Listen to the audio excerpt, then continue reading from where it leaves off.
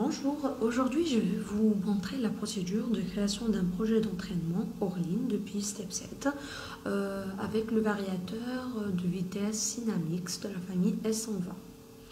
Pour cela, j'ai commencé par créer tout d'abord un nouveau projet sous Step 7 et je l'ai nommé Synamix. J'ai commencé par insérer un nouvel objet, j'ai commencé par insérer l'automate. Dans mon cas, j'ai utilisé le Simatic S300, je vais le renommer. Voilà. Puis un double clic pour commencer la configuration matérielle. Et voilà, notre page de configuration matérielle est en train de se lancer.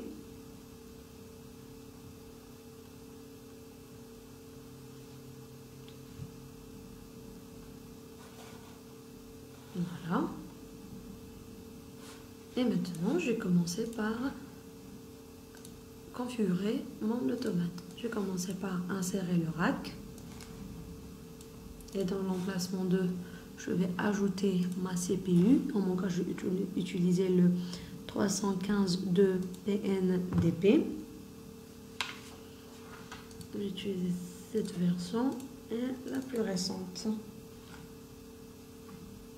Puis, je vais attribuer à la CPU une adresse IP. Je vais garder cette adresse, puis cliquer OK. Et voilà. Maintenant, je vais insérer le réseau Profinet.io. Je sélectionne PNIO, puis propriété de l'objet. Propriété de l'objet, bon, j'ai gardé le même nom. Donc, propriété, j'ai gardé le même adresse IP. Puis, je vais créer nouveau pour un nouveau sous-réseau. Je vais le nommer Profinet.io 1. Et je vais mettre l'idée sous-réseau. Mon idée, c'est... Après, vous mettez votre idée de sous-réseau. Mon idée, c'est ça. OK. Je sélectionne. Puis OK. OK. Et voilà mon sous-réseau. Maintenant que j'ai tout... que j'ai ajouté mon interface réseau, j'ai sauvegardé la configuration, puis fermé la page de configuration matérielle. Et je reviens là et j'insère le variateur de vitesse Synamix. Voilà, Synamix, la famille S120. Dans mon cas, je vais utiliser la CU320 2PN. Donc, et je vais lui attribuer une adresse IP.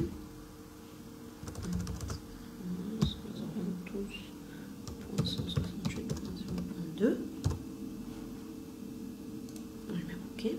Donc voilà, je vais garder le même nom, je ne vais pas le renommer.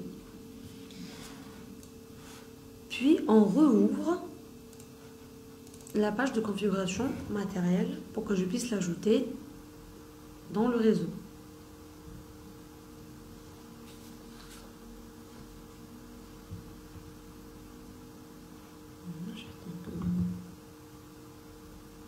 Voilà. Je viens ici, je mets objet, je sélectionne le sous-réseau et je clique sur objet.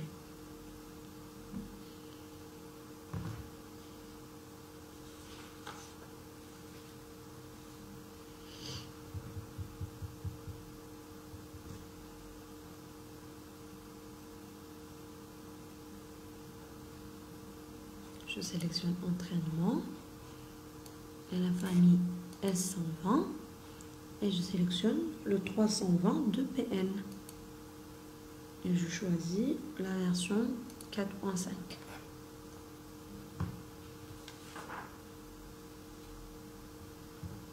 Je sélectionne le réseau utilisé qui est le Profinet.io. Je mets OK.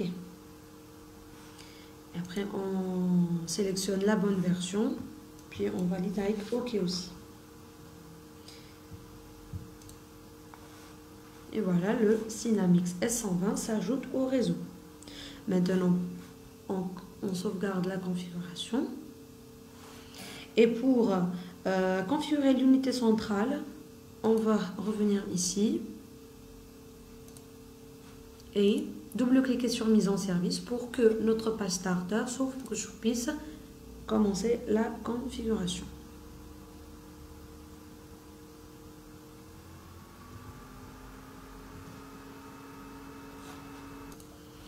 Bon, maintenant que notre page starter s'est lancée, on va commencer à configurer le variateur. Cela, je vais le sélectionner dans communication. Je vais commencer à configurer les télégrammes. Paramétrer la longueur des données d'entrée et sortie tout simplement.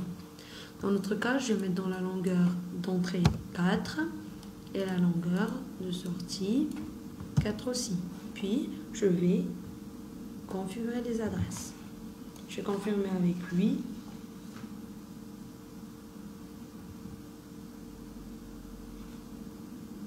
Et maintenant, après avoir cliqué sur lui, on voit que la configuration des adresses est bien validée. Maintenant, on va commencer à...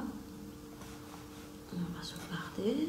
Puis, on va commencer à ajouter les entraînements.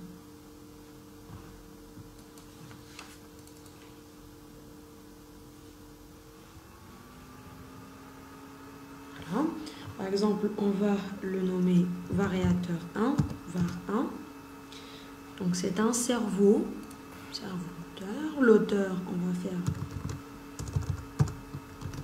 Carica service. Après, vous pouvez mettre des commentaires. Okay. Puis, à l'aide de l'assistant starter, on va commencer à configurer l'unité centrale et ainsi de suite. Voilà. On va commencer par cocher positionneur simple. Puis on va continuer. Après, j'ai pas précisé le cerveau si vous configurez un moteur synchrone à cerveau commande et vecteur si vous configurez un moteur asynchrone à régulation vectorielle. Puis on va sélectionner le moteur correspondant selon le nombre de références choisies. Pour cela, bon, nom de composant, on a dit var 1. Tension d'alimentation, on va laisser ces tensions d'alimentation. Refroidissement par air interne. Voilà. Puis, on va sélectionner la référence choisie. Dans notre cas, c'est un 6L34V de T1. 34V de T11. Bon, c'est 2TE13. Donc, c'est cette référence-là. Continuer. Voilà.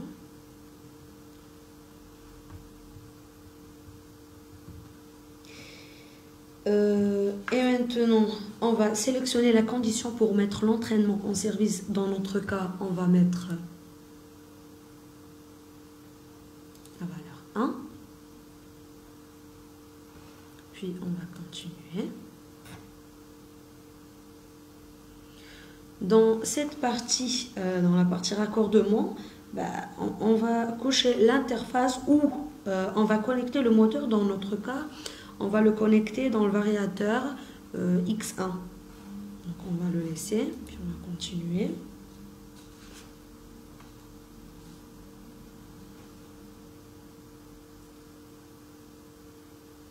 Et dans cette partie, on va attribuer le nom de moteur. Le nom de moteur, on va garder le même nom.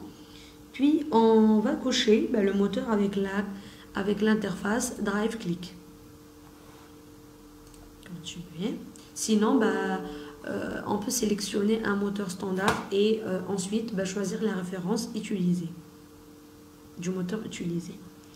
Puis, on va laisser ça comme ça. Par défaut, aucun frein d'arrêt du moteur présent.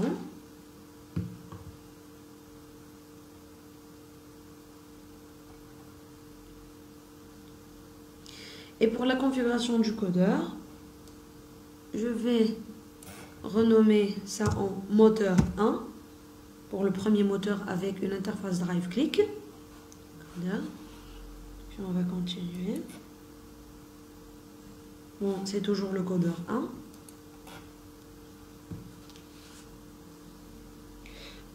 dans notre cas, on va garder la configuration mécanique proposée par défaut.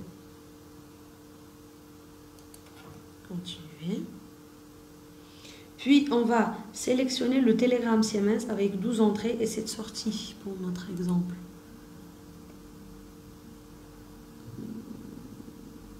Télégramme Siemens, 12 entrées et 7 sorties. Donc, c'est ça.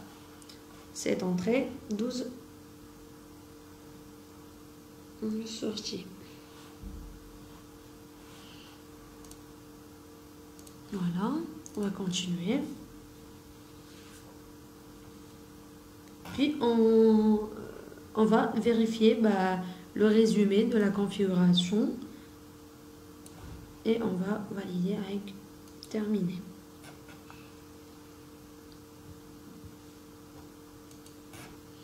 Maintenant, l'assistant de configuration a créé l'objet d'envoi 1 de l'unité de l'entraînement Synamix SU320 2PN dans le navigateur du projet.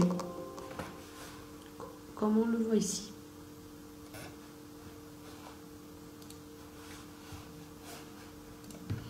Ensuite, on revient à communication, configuration de Telegram. On va voir que le variateur 1 a été bien ajouté et on va synchroniser le téléchargement de ce variateur vers la page de configuration. Configurer les adresses. On va valider avec OK. Et voilà, la configuration est bien validée comme on voit. Maintenant, dans cet exemple, on va faire de sorte que le variateur pilote un moteur. Donc, dans notre exemple, on a dit que le variateur, normalement le var 1, va piloter deux moteurs. Dans les étapes précédentes que je vous ai montrées, on a relié un seul moteur avec le var 1 dans le connecteur X1. Maintenant, on va ajouter au variateur 1 le deuxième moteur dans le connecteur X2. Pour ce faire, il faut suivre les étapes que je vais vous montrer. Donc, on ferme celui-là et dans entraînement, dans var 1, on va sélectionner configuration.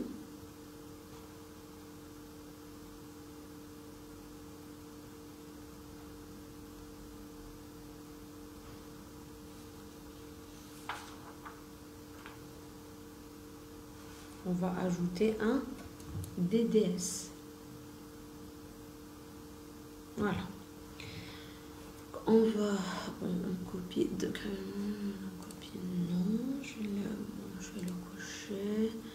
Bon, utiliser le MDS existant, ben non, on veut créer un nouveau moteur qu'on veut assigner au variateur. J'ai décoché parce que utiliser le moteur existant parce que je veux pas utiliser le moteur que j'avais créé, mais c'est complètement un nouveau moteur que je crée. Et ensuite, la configuration avec l'assistant de starter se lance à nouveau et on garde le même composant qui est var 1. Var 1.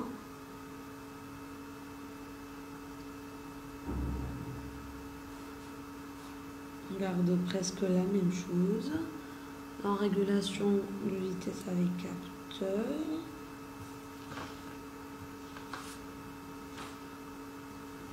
On garde le même var 1. Continuer. Dans X, je vais connecter dans X2. Continuer.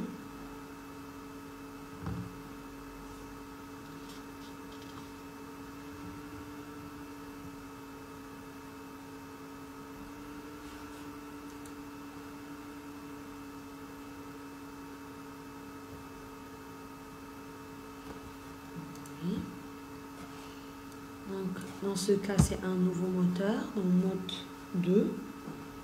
C'est toujours avec une interface drive-click. Sinon, on peut sélectionner le moteur, un moteur utilisé avec la référence. On va garder le même configuration d'adresse, de frein d'arrêt.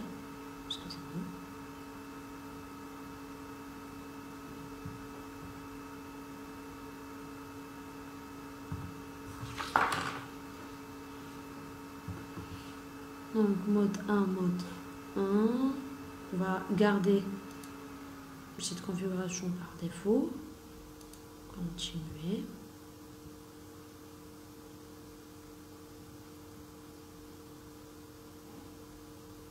On va garder cette configuration mécanique qui est donnée par défaut.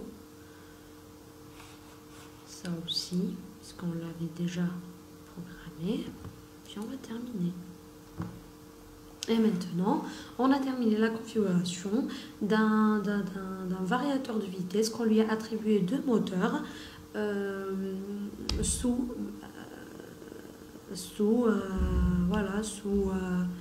step 7. Et en le configurant sur starter. Voilà.